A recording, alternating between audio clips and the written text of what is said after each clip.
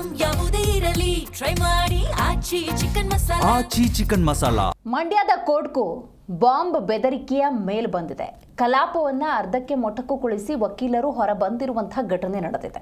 ಹೌದು, ಮಂಡ್ಯ ಜಿಲ್ಲಾ ನ್ಯಾಯಾಧೀಶರ ಮೇಲ್ಗೆ ಬಂದಿರುವಂತಹ ಬಾಂಬ್ ಬೆದರಿಕೆಯ ಇಮೇಲ್ ಅದು.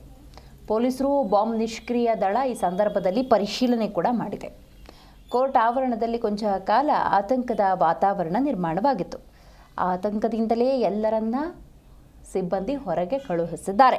ಕಲಾಪವನ್ನು ಅರ್ಧಕ್ಕೆ ನಿಲ್ಲಿಸಿ ನ್ಯಾಯಾಧೀಶರು, ವಕೀಲರು, ಕಕ್ಷಿದಾರರು ಹೊರಗೆ ಬಂದಿದ್ದಾರೆ.